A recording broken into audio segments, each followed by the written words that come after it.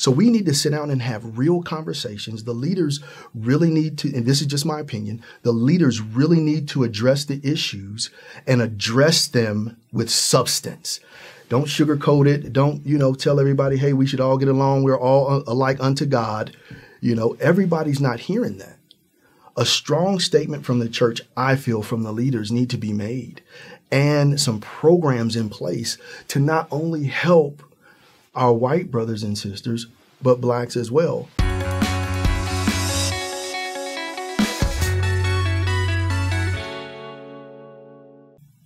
Hey everybody, welcome back to Saints Unscripted. We are here today with Wain Myers. Welcome. Thank you. Wain is the author of the book. It came out several years ago, From Baptist Preacher to Mormon Teacher, correct? Yes. Wain has been in the Genesis Group presidency, and you were released from that a few years ago. Yes. If you guys don't know what Genesis Group is, please check that out. It's a fun time. But we brought you on here, Wain. We want to talk a little bit about some tough issues. Okay. Recently, as most people probably already know, there's been some controversy across social media involving one of the counselors in the General Young Men's Presidency of the Church of Jesus Christ of Latter-day Saints, Brad Wilcox, who said some things that were offensive to a lot of people and that weren't necessarily in line with church doctrines regarding the priesthood ban, which we've done lots of episodes about in the past. We're not going to jump too much into the history of the ban. We've done that already.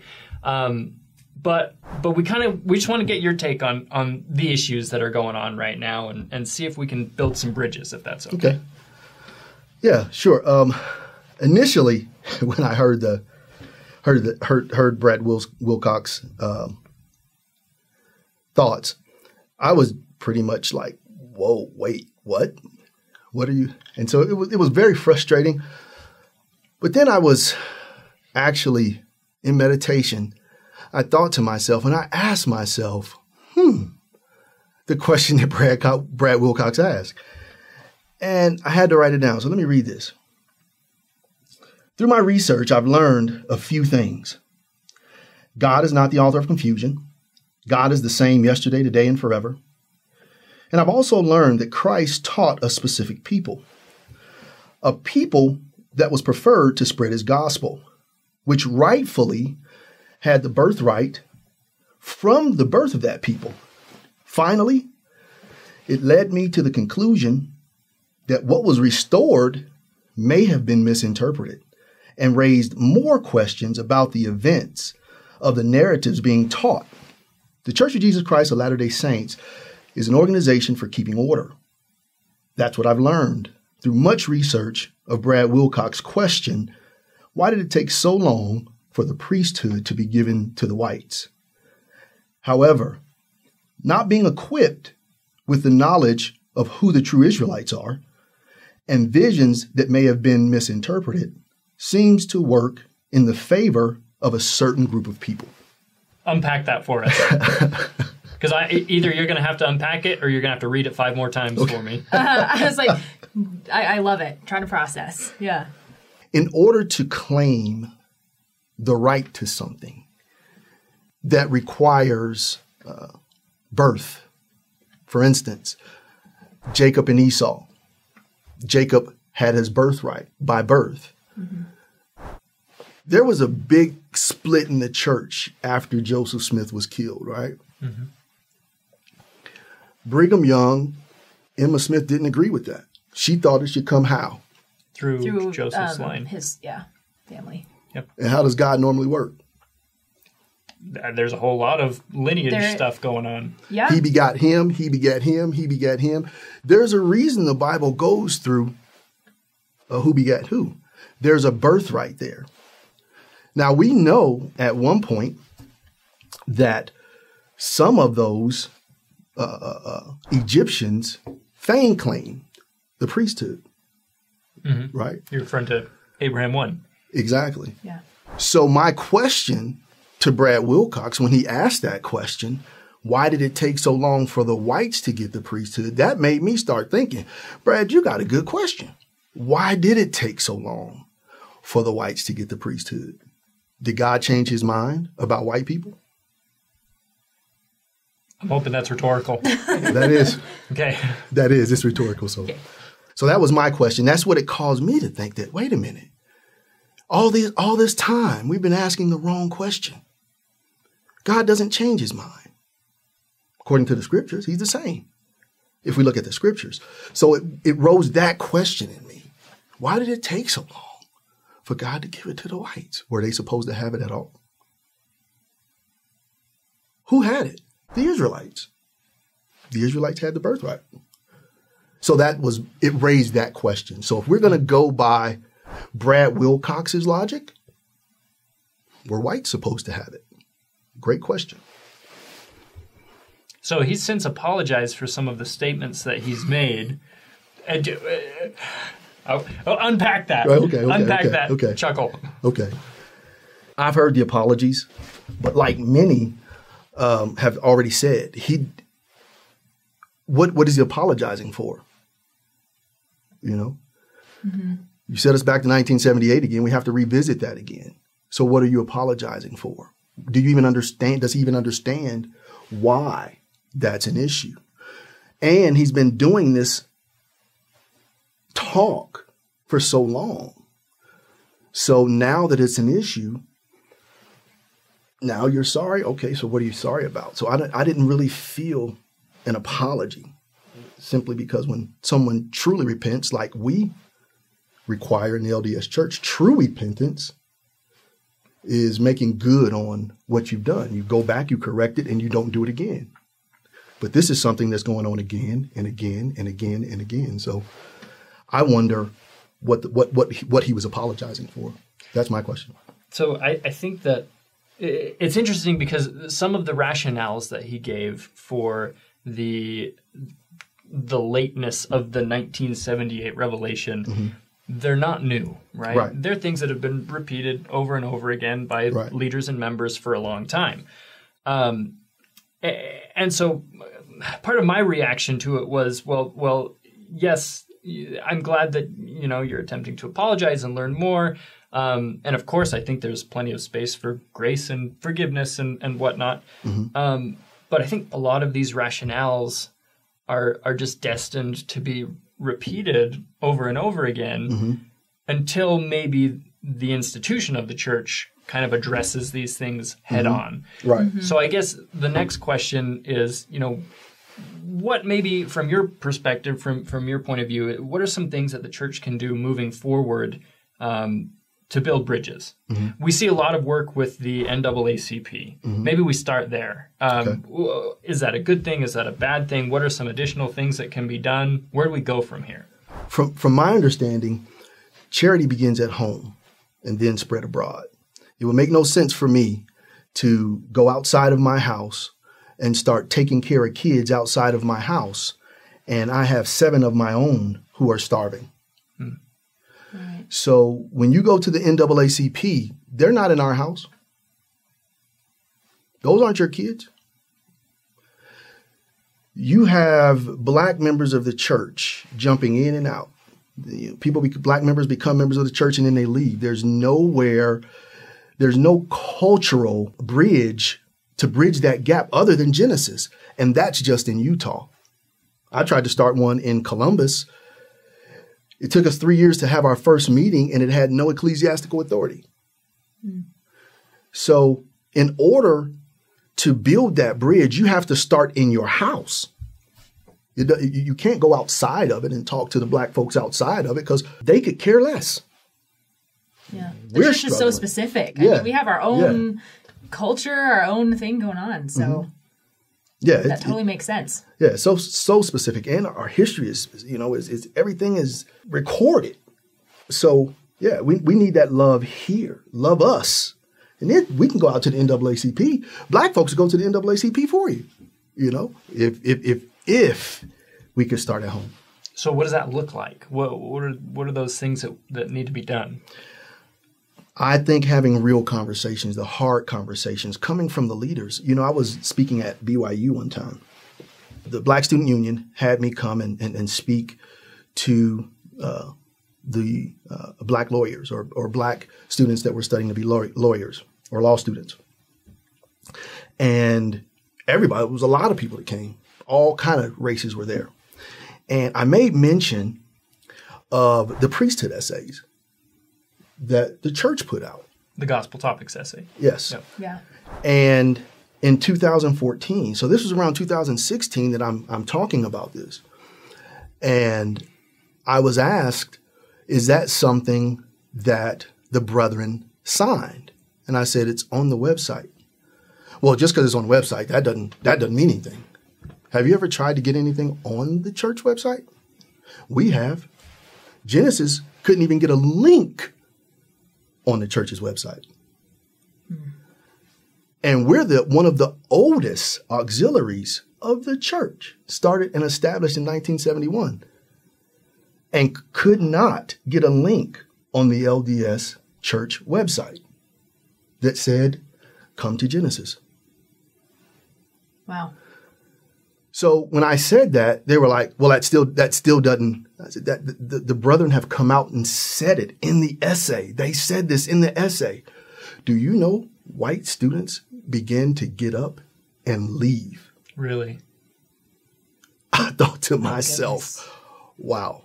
So we need a bridge built for everyone. These old things that are being taught, these old traditions that are being taught, the young people don't want to hear it anymore, and it's crippling. So we need to sit down and have real conversations. The leaders really need to, and this is just my opinion, the leaders really need to address the issues and address them with substance.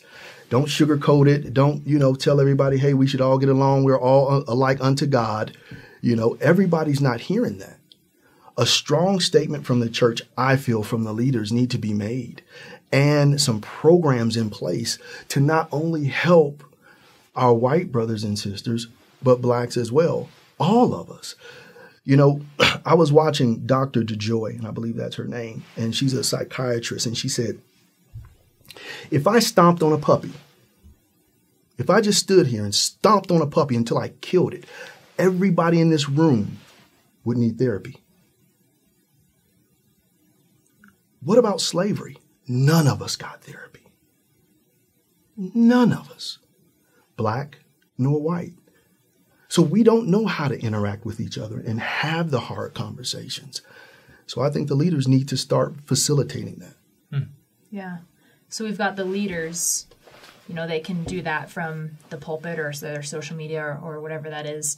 And then we've got the body of the membership as well. Mm-hmm. Do you have any kind of additional thoughts on what we can do as members of the church, as the body of the church as well, to help facilitate that conversation?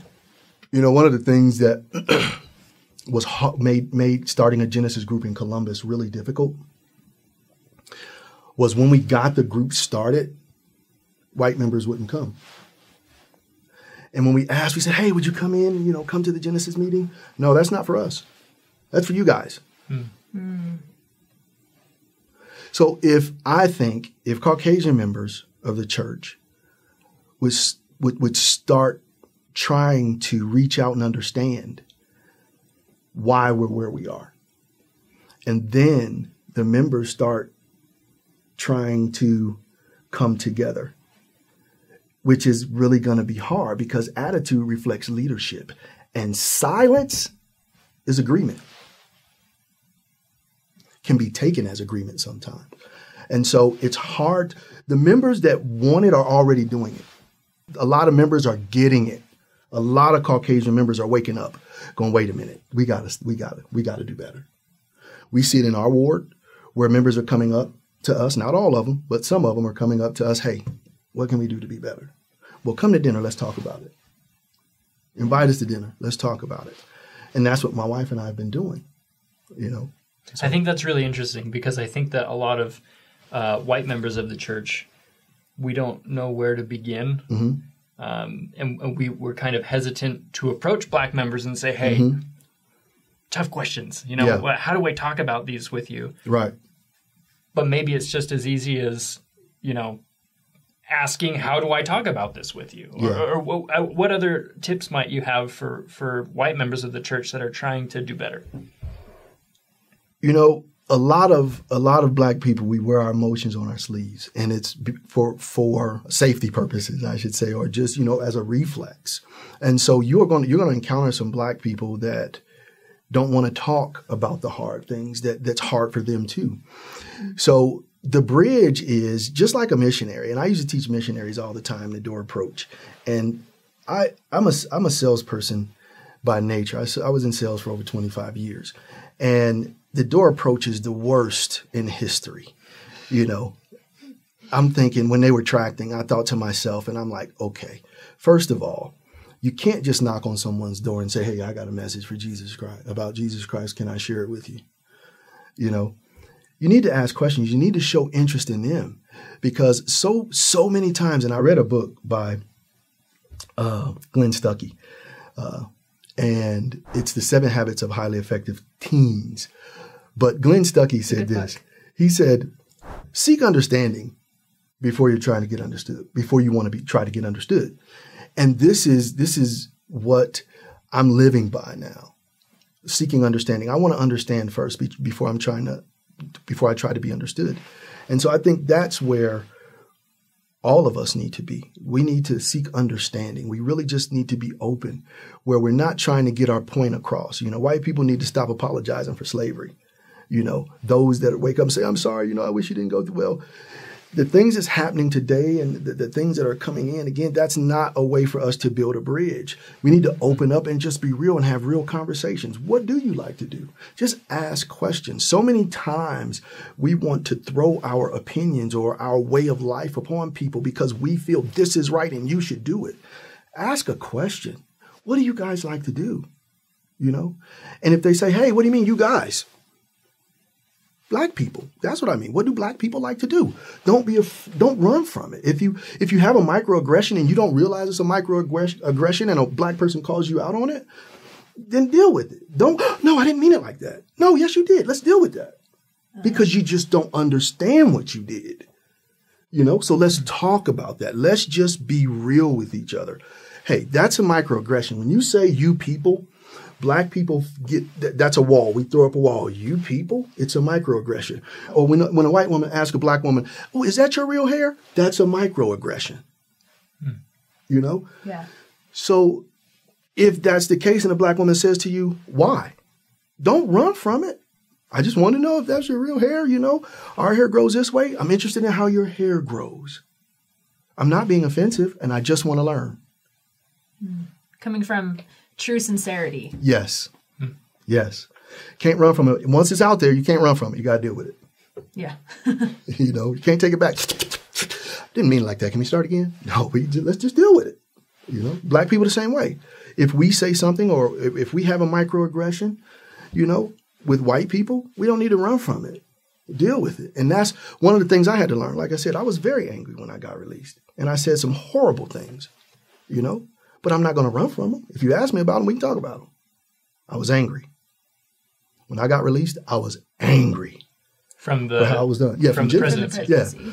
So, but I can deal with that. And that's what I think we need to stop being afraid of doing. We do things and then we run from it like we didn't do it or like we didn't mean it, and we try to justify it. No, let's just learn from it. When we know better, we do better. If you don't know better, I can't expect you to do better. Yeah. I think sometimes as members of the church, we tend to be a little passive about things because we don't want to get out, we don't want to be offensive. And we don't want to hurt people's feelings and all of that. But it sounds like we just need to kind of get to the core of sometimes you got to get everything out on the table. Right. And just talk. We don't like to be uncomfortable. It can be so awkward. Like, we don't like to be uncomfortable. And I'm totally that way. I know I need to improve so much. But it's just like, if you're ministering to someone and you feel weird about it, like pretty much any situation where you're being Christ-like, you might feel weird about it at first. And that is okay. Like Christ did things in his life that might have been weird to people. Like he was just upfront and, Yeah. It's been a fascinating learning experience for me, having done a lot of these interviews with Black members of our faith, because we're talking about uncomfortable stuff. Yeah. And it's tangible almost, but it's almost therapeutic and totally freeing a little bit. It is. To be able to do that. Black people, we're strong because we have to be. We have had to overcome some obstacles in our lives that white people haven't had to overcome. And that's just the truth. And because of that, what happens when you go to the gym? The person that's lifting the weight and exercising is going to get stronger. The person sitting over there eating pizza is going to get fat, right? We've had to go through so many obstacles that our strength and our mental ability, a lot of the instructions, a lot of things that frustrate Caucasian people don't frustrate Black people. Why? Because we're used to jumping the hurdles. You put something in our way, we can jump it because we have to learn how to do it from birth. When we're born with this black skin, you have to learn how to thicken it. There are going to be some things that are going to happen to you in this society that's going to hurt. And you're going to have to deal with it, and you're going to have to learn. So we need to be able to come together and understand. And that's why I think personally, so many Black people that are still in the church, I've been a member of the church over 25 years, still a member of the church to this day. Why? And a lot of people ask me why. Because of my strength. Because of my mind. Things don't unravel me that would normally unravel your average Caucasian man. Simply because of the hurdles, the exercise I've had to do to get here. And my muscles are bigger, in a sense, if that makes sense. I would love it if you could maybe as we head towards the end of this interview, if you could unpack that a little bit. I keep using that word. Right. I don't know why. But because earlier you mentioned, you have Black people coming into the church and heading right out the door soon after. You're still here. Why? Exactly. You've told us a little bit, but can you expand on that? I believe Joseph Smith saw what he said he saw. I do. I believe Joseph Smith's testimony as sure as we're sitting here. I've had my own Joseph Smith experience. That's why I believe it the way I believe it. Now, once you get to Brigham Young, it gets kind of shaky. You know what I mean? Yeah. But Joseph Smith, my testimony is right there. So as a Black man and being in church and my muscles being stretched in a sense, having my kids come back to me saying, Dad, the kids in primary won't play with me because I'm Black. Or my high school children coming back saying, hey, Dad, my seminary teacher's teaching me that I'm cursed. I had to learn. I had to sit down and read and understand and study and pray why this is going on. And so therefore, I'm equipped to deal with it. My Caucasian brothers and sisters who don't do that are not. So my thought is that we build that bridge where we equal out one another, almost like a battle buddy system. Every white member needs a Black battle buddy. Maybe we don't have enough Black members, so we need to have maybe about 20 or 30 battle buddies, white battle buddies to one Black battle buddy. We just sit and say, okay, hey, this is how you strengthen your muscles. This is how you get strong. This is what we did. This is how we had to do it. Because it really freaks me out when I go, or it trips me out, I should say, when I go in the store. I'm from Ohio, right, the Midwest. We don't apologize unless there's a reason to apologize. I'm in Walmart, and I kid you not, it almost happens every time when I say, "Excuse me," to get past somebody in the grocery store. I know where you're going with this. I'm sorry. That's totally me. Like what? Why are you sorry? I just said, "Excuse me." I'm going around, and it's like anything that's a confrontation. Like, "Oh, I'm in your way. I'm sorry for being in your way." No, I just said, "Excuse me." So you don't have to, be offended. Like, "Oh, I'm so sorry for being in your way." It's like, no. In Ohio, it's like, "Excuse me." "Oh, okay, yeah, go ahead." It's no thing. Yeah. Or even if, "Hey, man, you're in my way." Oh, my bad, bro. And we go on. But here it's like, "Excuse me." "Oh, I'm so sorry." It's, so. I feel called out. It always trips me out when that happens. And I'm like, I really want to say, and I should start saying, "Why are you sorry?" I need to just address that. Why? Have the tough conversation. Yeah, have that tough conversation right there. Yeah. So that's an example of what I mean. As Black people, we need to, instead of walking away, I need to start asking that, "Oh, I'm sorry. Why? What'd you do?" Yeah, I was in your way. You'd be like, I don't know. And then just have that conversation right there, because that's something that really just like, man, why do my white brothers and sisters do that?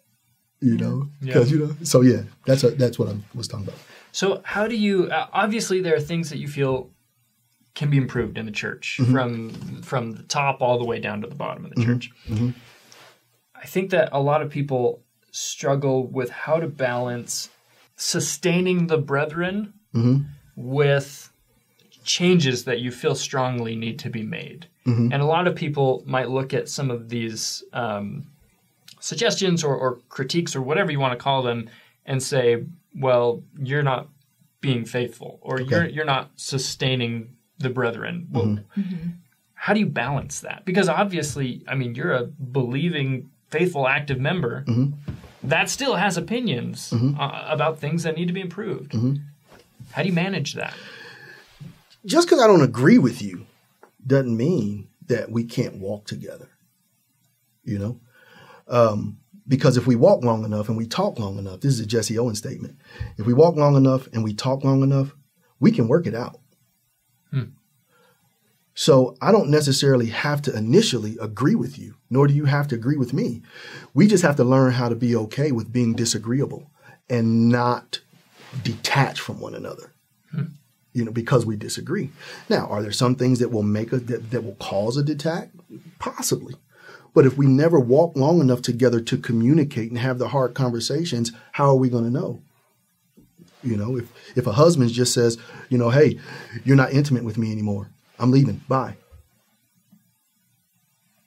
You know, doesn't leave much room for growth at all. You know, so we have to learn how to ask the hard questions. Why? Let's sit down and talk about it.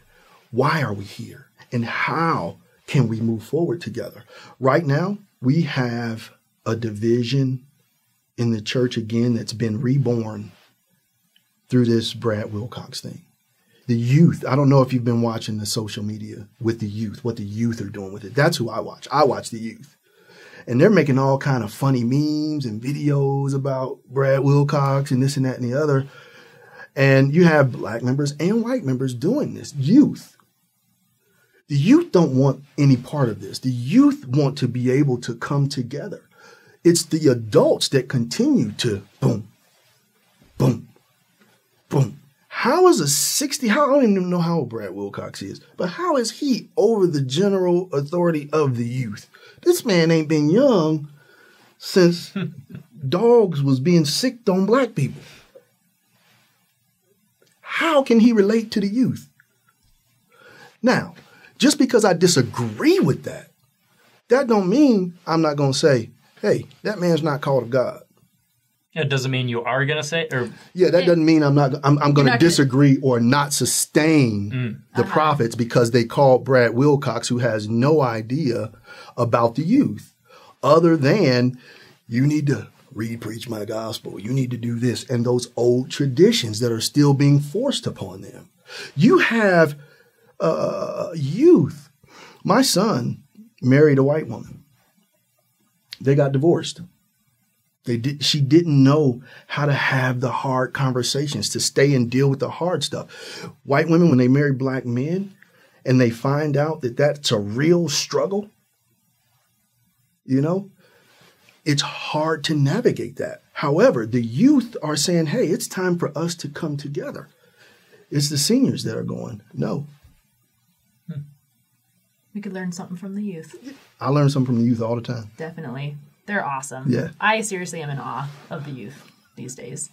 So coincidentally, a lot of our audience is composed of youth. Do you have any advice or what message would you leave with them when it comes to all the controversy that's been, I feel like it's controversy that's been around for decades and decades that has kind of, it continues to resurface every now and then. What kind of soft space can you give them to land in when it comes to this stuff? I would say to the youth this: anybody that's too big to follow is too little to lead. So if there's someone who's challenging your thought process and they're unwilling to learn from you, that's probably not a person you want to follow. Because, again, in my universal expression, we're in a different dimension now.